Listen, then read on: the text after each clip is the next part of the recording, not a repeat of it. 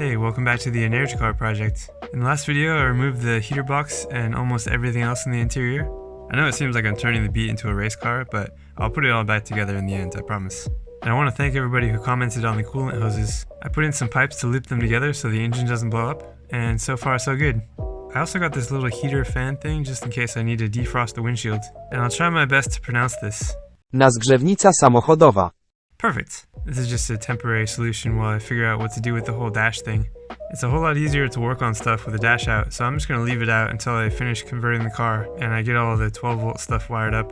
So in this episode, the weight loss journey continues in the form of a fiberglass hood, or bonnet. While I was doing my research on Honda Beats and electric conversions, I found out somebody else in New Zealand converted their Honda Beat to electric, and they documented the whole process on their blog. I'll leave a link to that below if you want to check it out. He did some really creative stuff, like an electric parking brake, and he also split his battery into 2 packs to offset the weight front to rear. I'd love to know more about the car or see it in person, but I have no idea how to get a hold of him. So if you're the guy that converted your car to electric and you're watching this, let me know, leave a comment. Anyway, at one point he had a fiberglass hood made by a shop in Wellington, and they're only like 30 minutes from me. So I called them up to see if they had any information on this guy, but that was a few years ago, so they had no idea. However, they still had the mold, so they asked if I wanted a fiberglass hood too. This was back when I was still planning to put the battery up front, so I thought, yeah, losing as much weight up front sounds great, let's do it.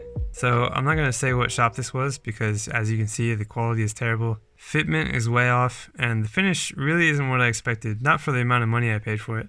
That and the guy at the shop went on a rant for half an hour about how bad electric cars are for the environment, so in the end I should have just bought a hood from Japan. But screw it, I have it now, I might as well make it work.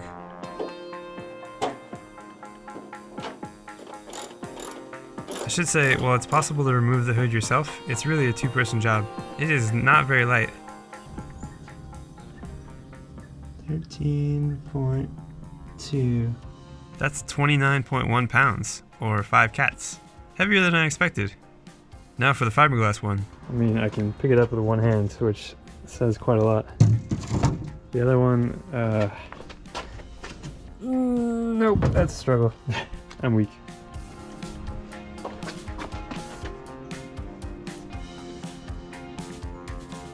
Doesn't even set it off. Alright, get a smaller scale. 3.56-ish? That's a pretty huge difference. That's another 9.7 kilos dropped off the total weight. The car is now officially over 50 kilos lighter than it was from the factory. I know I'm removing a lot of weight up front and I'll be adding a lot more in the back, and yes, this is a problem, but I'll figure out how to fix that later. Fitment though, like I said, is a total mess. If you align it with the hood latch, the front and right side are alright, but the left side is way off. So it's time to get modifying.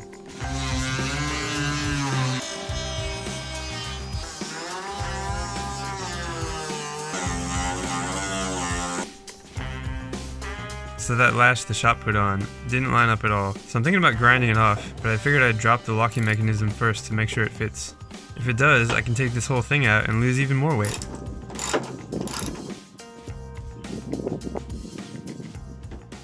Okay, this side isn't too bad. The front's actually looking pretty good.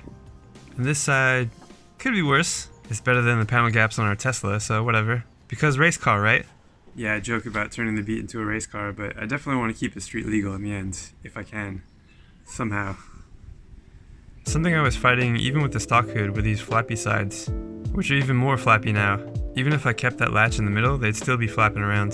So I thought about using these vintage style latches on the sides, but they weren't really working the way I hoped. And I also didn't want to drill into the fender, so I decided to go a different route. I ordered some button style hood pins. These seemed like the perfect solution. I've never installed hood pins before though, so wish me luck.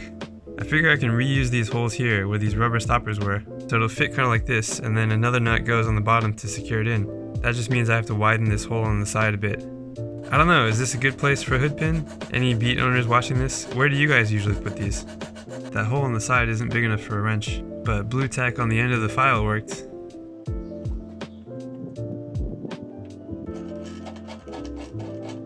Don't forget your washer. Cool, much better. And I can adjust that up and down. Before tightening this down, I'll put the button on the hood first and make sure it's all good, and then I'll tighten it down, and that's one side done. And to find out exactly where to drill, somebody told me to use toothpaste, so I'm gonna use that. Just put a little bit of toothpaste on the tip, like that, I guess. Close it down. Then we have toothpaste. I guess you could use grease or something car related, but whatever, toothpaste works.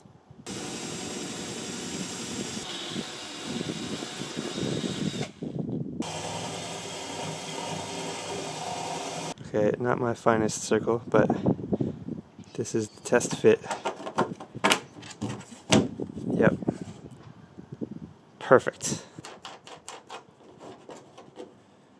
Alright, it's getting dark, but I tightened everything up, and now I'm going to do a test close. And let's see this thing in action.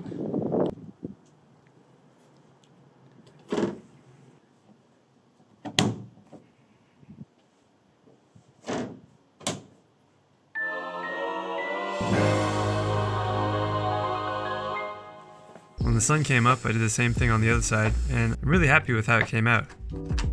So now that I have the top of the hood supported, I can take that original latch out. If I'm trying to make this car as light as possible, everything has to go. Anything I'm not using.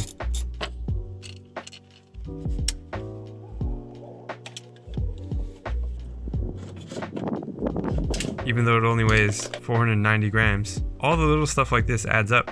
Next I'll just paint the inside of the hood black or something. Maybe put some cool artwork on it like drift cars have. And the outside definitely needs to be cleaned up. But I call that project a success. I'll get the car back on the scales while the engine's still in just to see how close I am to that weight. But there's one more thing I have to do while the car still runs. And that'll be the next video. So thanks for watching, and I'll see you guys next time.